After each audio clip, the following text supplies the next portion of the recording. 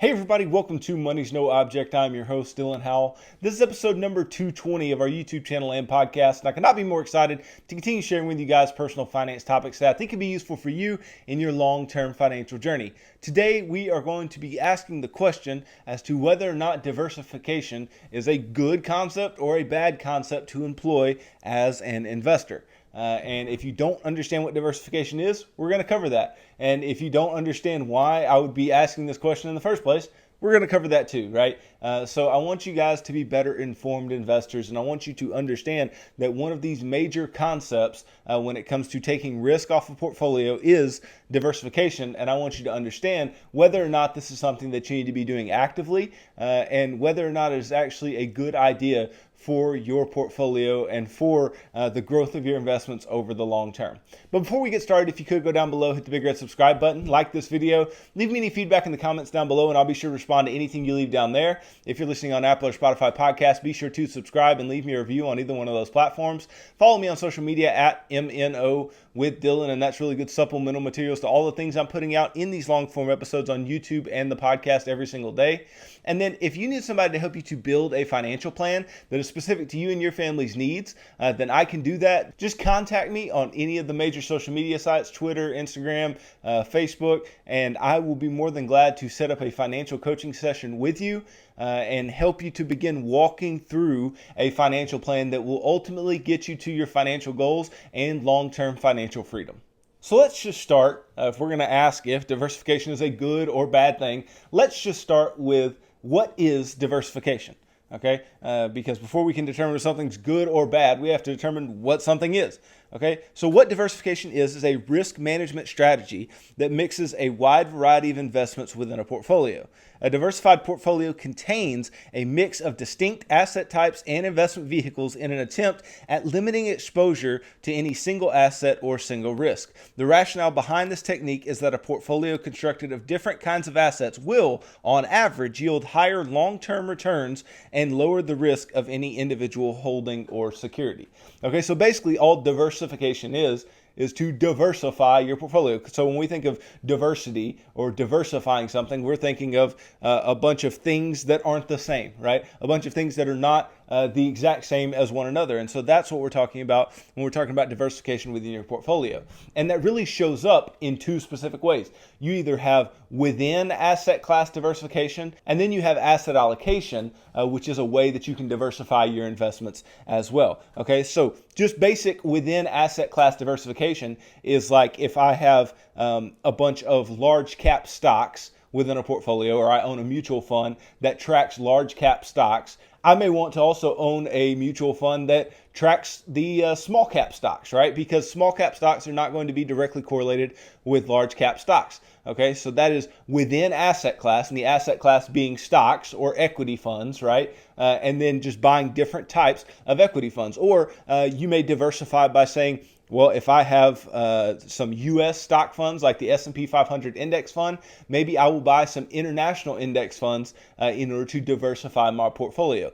Now, what's the point? Why is this done? This is done so that if one were to go down a lot, maybe the other one doesn't go down as much, or the other one doesn't go down at all. Maybe the other one increases, right? We're looking for a lack of correlation between assets, right? And it's difficult to find true lack of correlation within one asset class, right? Because that asset class is going to have some, just systematic risk that is inherent to it, right? But when we talk about different asset classes, when we talk about asset allocation, that is far and away the best way to get lack of correlation within a portfolio, because you're taking actually different asset classes. So you're taking stocks, and you're taking bonds, and you're taking commodities, and you're taking real estate, and all these different things into your portfolio. And ultimately what your hope is that the returns on these different asset classes will cancel one another out. Now, not cancel each other out to where they're zero, right?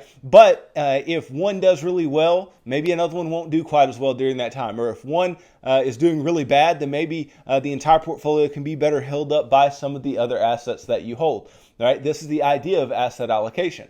Okay, and it is a way that we diversify our portfolio. Now, diversification strives to smooth out the unsystematic risk events in a portfolio. An unsystematic risk is like company specific risk or security specific risk, meaning one holding, the risk that that one holding has, right? And it looks to smooth out that risk in a portfolio, so the positive performance of some investments neutralizes the negative performance of others. The benefits of diversification hold only if the securities in the portfolio are not perfectly correlated. So that means if you buy a bunch of assets that are just very highly correlated with one another, even though you may be buying different assets, if they're highly correlated with one another, then the benefits of diversification are not going to show through. Okay, so in general, this is what we have. This is what diversification is. And studies, right, have shown that maintaining a well-diversified portfolio of 25 to 30 stocks yields the most cost-effective level of risk reduction. The investing in more securities generates further diversification benefits, albeit at a drastically smaller rate. So you have this decreasing marginal benefit of diversification over that 25 or 30 individual stocks that you may own when we're talking about owning individual stocks, right? All right, so that's what diversification is. So we haven't answered the question, though, is it good or is it bad? Well, I want to start, and really the crux of this question comes from two huge billionaires and huge investors and just moguls, right, of the business world. And they are Mark Cuban, right, who everybody knows from Shark Tank and the owner of the Dallas Mavericks, and Warren Buffett.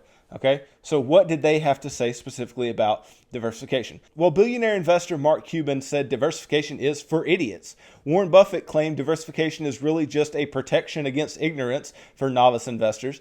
Dozens of articles across the web, they come to the same conclusion that diversification can be an unnecessary precaution, right? There is a kernel of truth in their opinion, right? If you're in a special class of investors, right, there is truth if you are a special class of investor and a special class of individual. And we'll talk about what that class is here in just a little while. But both Cuban and Warren Buffett made fortunes by investing. And every investment they make is based on careful research, expert advice, and decades of experience. They have little need for diversification because their moves are calculated. To them, diversification would be like putting training wheels on a motorcycle. It's an unnecessary precaution for a fast and powerful machine. Okay, but what if you're not Warren Buffett or Mark Cuban? What if you don't have the knowledge of markets that they have? What if you don't have the abilities that they have as investors and the understandings that they have as investors? Do things change, right? Well, that's what I really want to get to the bottom of in today's episode. I want to understand and help you to understand more if these benefits of diversification are actually good for all of us. And if they're not good for all of us, then in what context are they not good?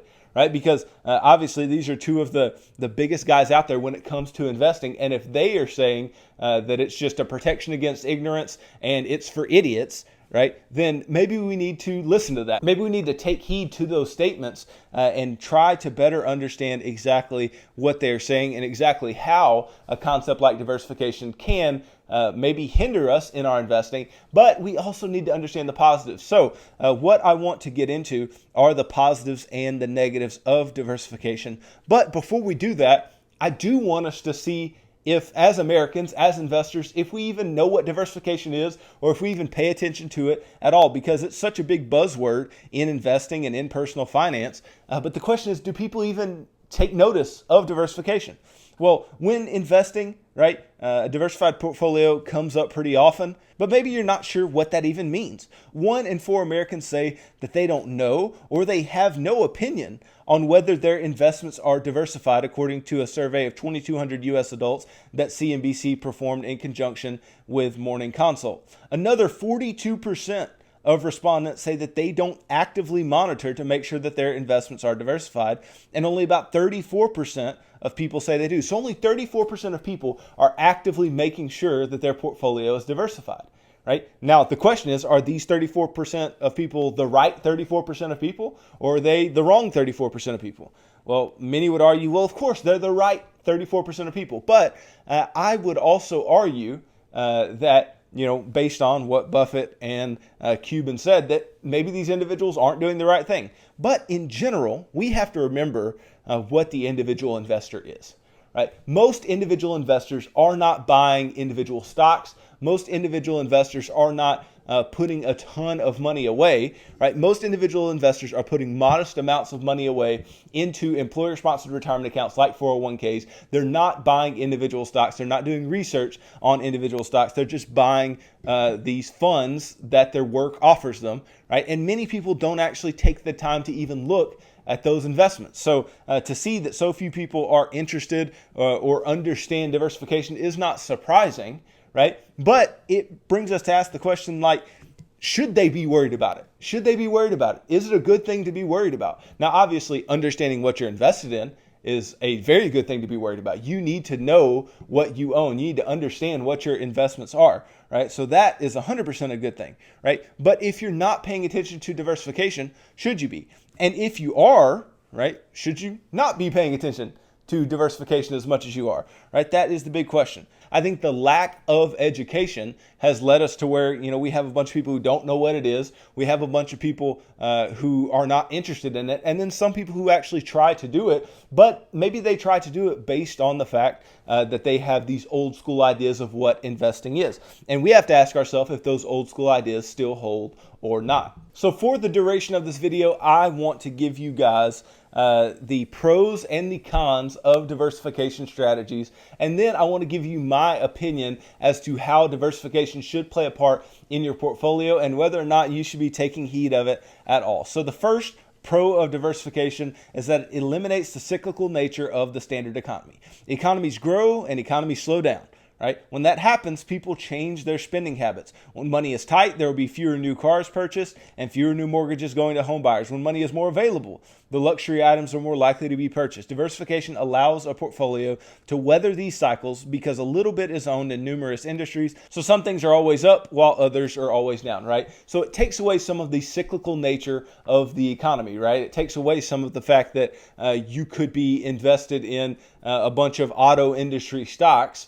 And, if the auto industry is going through a slump, then you are taking that slump with them and are not getting any positive price action from your stocks. Or, if you own some home builders, right? If you've owned home builders in the past year, you've gotten a really big run up in the stocks of those home builders. But if you had been invested in, large cap tech, especially in the past 3 months or so, right, you've taken a lot of pain. Right? But what this does, and these are all cycles, right? This is all cycles of the economy, cycles of the stock market. But what diversification does is it smooths out those cycles and it allows you to have some things that are going up and some things that are going down at all times, which can be beneficial. So that is the first pro of a diversification strategy. Then what is the second pro of a diversification strategy? Well, there will always be unpleasant surprises. A promising medical breakthrough doesn't happen as expected. The mining company with consistent returns suddenly experiences a collapse at one of their locations. Even leaders such as Steve Jobs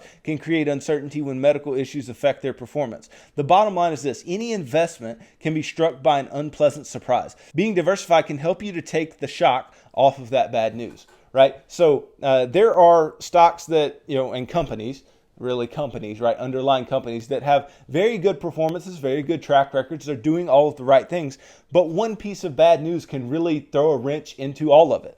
Right? And so what diversification does for you as an investor is it allows you to be less affected by the fact that a wrench has been thrown into a specific company or specific industry's issues, right? COVID-19 is a perfect example of this because it really put a damper on a lot of industries. There were a ton of investors in cruise lines, right? A bunch of people invested in those types of stocks, and it is very uncertain as to what the cruise line industry will look like moving forward. There are a ton of investors in airline stocks, and who knows how airlines are going to fare moving forward, okay? So there will always be unpleasant surprises, but diversifying allows you to take a little bit of the heat off of those unpleasant surprises. Then, third pro of diversification, certain investments make diversification easy for the casual investor, right? So when we talk about mutual funds and we talk about index funds and we talk about balanced funds, we talk about all these different fund investments, right? They are making diversification easy for you. Diversification is very easy, right? I talk all the time about if I could just invest in one thing in the stock market and hold it forever, it would be the S&P 500 index fund. And it is a diversified group of large cap United States stocks, right? And so I would invest in a diversified portfolio if I could only invest in that one thing. And I do have a lot of money invested in the diversified S&P 500 index, right? Well, these types of investments just make it easy for people who only invest in 401ks or only put money into their IRAs or not looking to do any type of research. They make it easy for them to get good returns and be very casual about the fact that they just add money to their investments and don't really worry about being diversified and don't really worry about what's going to happen next. They just keep investing and keep investing and keep investing. So it is very easy to diversify and it is very cheap to diversify, and it takes a lot of the stress away from the picking of individual stocks, of individual securities to hold within your portfolio. So that's the third thing. The fourth pro of diversification is that diversification helps to maximize the use of potentially underutilized resources. Okay, sometimes an investment doesn't perform as it should. It's just like a business expecting a product to perform one way, but the results come back to show that it performed a very different way. With the right strategy, these underperforming components of a portfolio can be liquidated and then placed into diversified components that do have a proven reputation of success. This allows more money to grow over a longer period of time. Right? So if you have things in your portfolio that are underperforming and consistently underperforming, not just underperforming over a short period of time, but are doing so consistently, and you find that your diversified portfolio takes a lot of the stress away from you picking individual things to invest in, and you can make good returns over the long term, then you can invest in the diversified portfolio, and it can provide you reasonably predictable returns over the long term. Okay? Now, the fifth pro of investing in a diversified strategy is that growth is based on the expertise of others, right? Although you need to perform your due diligence to discover what industries tend to be up when others tend to be down, that's the extent of what the casual investor typically needs to do when it comes to homework, when it comes to work outside of their individual portfolio. I've told you before, if you're going about picking funds, right, and you know what type of funds you're going to purchase, right, whether it's going to be stock funds or bond funds or a certain type of large cap stock fund or international stocks or domestic stocks, whatever it may be, right, if you're going to pick a stock fund, it is not quite as important that that fund has really just blown out the market over the long term as it is that it is low cost, that it is indexed, right? And it's not a very actively managed fund. It's got very low turnover of the shares within it. These are the things you need to look at to make sure you get good positive returns over time, because otherwise, right, a lot of equity funds are going to be really close to each other in return, and a lot of index funds are going to be just like each other when it comes to return, right? So your growth is not based on you going out and picking out individual company. The growth is based on the fact that a group of diversified stocks, a diversified group of companies can perform well over the long term. And as long as you keep pouring money into them, they will provide you a good rate of return. So the growth is based on the expertise of others and not your expertise of a particular company, a particular industry, or sector of the economy. Then, the sixth and last pro of a diversification strategy is that it provides movement away from activities which may be declining. So sometimes an industry will go down for a while because of economic factors. Then there are times when an industry will be completely eliminated. After all, when was the last time you went to purchase a yoke and a plow for your livestock? You really never have, unless you're in that type of rural area and you own livestock and you do things a very old school way. But otherwise, that is just not very common. Diversification allows investors to have movement away from activities which may be declining financially, so their strategy can always provide them with some sort of growth, right? I make the argument all the time that the S&P 500 index, the reason that it's such a good investment over the long term is because the companies in it today aren't necessarily going to be the companies in it tomorrow.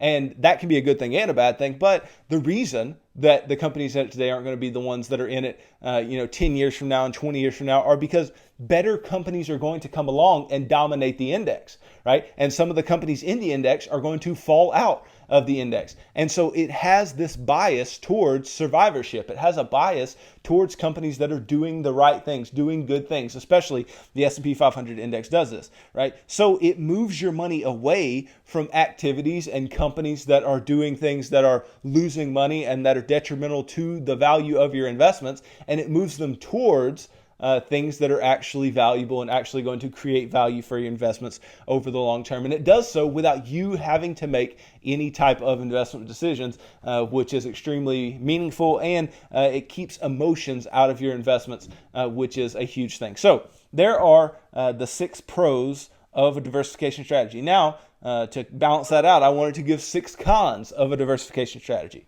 Okay. Now, the first con of the diversification strategy is that it naturally limits your growth opportunities. Well, of course it does, right? And I'll tell you exactly how.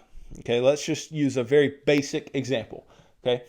If last year, right, 2020, in January, I had, a portfolio that was half Tesla and half AT&T, right? AT&T is a very stable stock. It doesn't go up in value by a ton. They pay a big dividend, right? It's not a growth company by any means, right? But I put half of my portfolio there and I put half of my portfolio in Tesla, okay? The Tesla portion of my portfolio since that time has absolutely skyrocketed. Hundreds of % of growth since just last January, okay? But the AT&T portion, right, it's grown, but it hasn't grown to an outstanding extent, right? And I could have made dividends off of it, which would have been beneficial, right? But the growth would have come basically from the Tesla portion of my portfolio. But if instead of half and half, I held the entire portfolio in Tesla, right? Then you would have made the full returns of Tesla, right? You would have just made the Tesla returns, which would have increased the growth opportunities that you had. So every time that you try to diversify a little bit with adding another stock, it takes away from the ability of one particular company and their growth to be able to shoot your growth opportunities upward, right? It takes away from the fact that Tesla made hundreds of % if you own something in your portfolio that lost money over the last year and a half, right? It naturally is going to limit your growth opportunities, which is a big reason why a lot of people do not like diversification. Then the second con to diversification is that even diversification can lose money over time. Many investors will have bonds in their portfolio to help offset broad declines in the stock market that may happen. The only problem with this is that even municipal bonds, which are about as much of a sure thing as one can get, can lose money if their credit status changes or there are suspicious activities taking place which require an investigation. So even within a diversified strategy, you can lose money, right? Even if you own the S&P 500, right? The S&P 500 has had several drops of 30, 40, 50% plus over its lifetime. So that can absolutely happen to you. And if you own like balanced funds or things of the like, and let's say interest rates rise, well, what happens when interest rates rise? Bond prices fall, right? And when interest rates rise, what else happens? Well, stocks don't necessarily like that because companies can't borrow as cheaply, right? So even a diversified portfolio can lose you money over some period of time. Then, third con of a diversification strategy, some ETF investments for diversification are too diversified, right? And you could argue that a bunch of mutual funds are as well, where they hold thousands of companies, right? We read earlier and we talked earlier about how 25 to 30 stocks is really where the main benefit from diversification stops. So why would you add thousands of companies to a portfolio? Or many may argue, why would you even buy an S&P 500 portfolio that has 500 companies in it, right? Because that is maybe too diversified. Investors need to always be wary of anything that seems too good to be true when they're looking to diversify. Some alternative mutual funds can perform very well because when asset classes are tracking too many different assets, then the cost of investment becomes problematic, right? So you always need to take that into account and understand that you can be over diversified. Then the fourth con, there can be unexpected tax complications. If you're investing into gold ETFs, for example, then the returns that are received from the buying and selling process are taxed at capital gains rates. Other income may only be taxed at the 15% rate or the 20% rate, depending on personal income tax levels. That's why the best advice when it comes to diversification is to not invest in something that's not completely understood, right? So you need to invest in what you understand and understand the tax implications of the diversification that you're doing. Then, fifth con, it adds complexity to the investment process. If you have $200,000 to invest, then it's much easier to dump that money into just one investment, right? Now, obviously, you can invest into one diversified mutual fund or one diversified balance fund or whatever it may be, right? But if you break it up into 10 investments of $20,000 each, then you've got 10 companies where you've got to perform your due diligence. You've got to do the research. This means that not only is there an added complexity to the portfolio, but there are likely to be added management and bureaucratic costs, which may be paid to maintain the investments over the long term. So we want to keep our costs low, and we want to have the least complexity possible with our investments. And being overly diversified, being diversified over any reasonable number of companies can allow us to have too much complexity. Then the last con, there can be political and legal influences which change an investor's life. Rupert Murdoch is an excellent example of this. He became a U.S. citizen in 1985 because non-U.S. citizens were only allowed to own a maximum of 25% equity in any company which held a broadcasting license. His strategy essentially forced him to accept citizenship. Although this example is somewhat extreme, the same basic rule applies to all investors. Political and legal influences can be costly in multiple ways. Okay, so this is something that is very rare. There's not as many issues around the individual investor here, but this can be the case with larger investors with larger amounts of money. Now, what do I think, right? Maybe you came here for my opinion as to how I deal with diversification, how I diversify my portfolio, how I may not diversify my portfolio. Well, let me give you this, okay? I believe that the vast majority of what you have, right, the vast majority of what you invest should be in diversified groups of mutual funds, index funds, whatever it may be. I think diversification is useful. It helps to provide you good long-term returns, and it keeps volatility down over the long term. But you can still make returns that are going to be market-based returns, okay? So it's nothing that is far too negative over the long term. Now, that is for individuals, especially individuals who don't want to do a lot of research, don't care too much about picking individual securities. I think if you're going to just be the casual investor, then the casual investor doesn't need to worry too much about diversification because the investments that you're going to buy are naturally going to be diversified because you're buying ETFs and mutual funds and things of the like. Just buy good ones, buy low-cost ones, and buy indexed ones, and those are going to suit you the best over the long term. But what about individual companies, right? Buying individual stocks.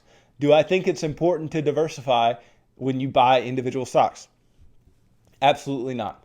I don't think diversification is especially useful when buying individual companies, okay? I think what's more useful when you're buying individual companies is understanding the company, understanding what you see over the long term in that company, right? Having a good basis for investment, understanding the fundamentals, and being able to project into the future the fact that that company is going to provide you returns, okay? Now, me saying that I don't necessarily believe in diversification of individual stocks doesn't mean that I don't believe in holding multiple individual stocks. Of course, I believe that you should hold somewhere between 6, 10, 12 individual stocks. I know today we talked about 25 to 30, but that's just a lot of due diligence that you have to do. If you can understand 6, 12 businesses very, very well, then it's easier to manage, and you can be very sure that your higher conviction names are going to provide you good returns over the long term, and you're not diversifying too much to where extra stocks are going to take away from the returns that you can make on your higher conviction names. So I wholeheartedly believe in not just holding everything in one stock, right? And I wholeheartedly believe that most of the things that you hold should be in diversified groups of companies. But if you are purchasing individual stocks, on top of your mutual fund, your index fund, your ETF investing, then that doesn't have to be fully diversified out. And it doesn't have to be where you have to understand a bunch of different things. Find some things that you understand. Find some companies that you understand, where you understand where they're getting their revenues from. You understand how their growth can be projected into the future, and own those and add to them and add to them and add to them and add to your high conviction names and get out of names that you're not as convicted about. Okay, so I see both sides. I see what Warren Buffett and Mark Cuban are saying because they're buying individual companies and they're just trying to understand those individual companies as best they can. That makes perfect sense, right? But if you're a casual investor, you need to save yourself from ignorance, right? It's a protection against ignorance, like Warren Buffett says. And ignorance is not always a terrible thing. You just have to have a general understanding of what you're invested in. You have to have a general idea of what a mutual fund is, an index fund is, what the costs are, things like that. But you don't have to understand every company within an index fund or mutual fund. Just buy the fund and continue to buy the fund over the long term. And it has proven to be a successful strategy. And it does help you to protect yourself against any ignorance that you may have about individual companies. companies, but never get into buying individual stocks if you don't understand the companies, if you aren't willing to take a little more risk in that way. Because naturally, less diversification is going to be more volatility, therefore more risk, right? But naturally, if you own good names, it can provide you the highest returns, which is why Mark Cuban and Warren Buffett are some of the richest men in the world. So thanks for watching this episode. If you could go down below, hit the big red subscribe button, like this video, leave me any feedback in the comments down below, and I'll be sure to respond to anything you leave down there. If you're listening on Apple or Spotify podcasts, be sure to subscribe and leave me a review on either one of those platforms. Follow me on social media at MNO with Dylan, and that's really good supplemental materials to all the things I'm putting out in these long form episodes on YouTube and the podcast every single day. And then if you need somebody to help you to build a financial plan and keep you accountable to that plan over the long term, then I can do that. Just message me on Instagram, Twitter, Facebook, any of the major social media sites that you can find me on, and let me know that you're interested in financial coaching, and we can set up a financial coaching session that will help push you towards your long-term financial goals and ultimately the goal of long-term financial freedom. So tune in Monday as I continue to share with you guys personal finance topics that I think can be useful for you in your long-term financial journey. So thanks for tuning into this episode of Money's No Object. I'm your host, Dylan Howell. God bless.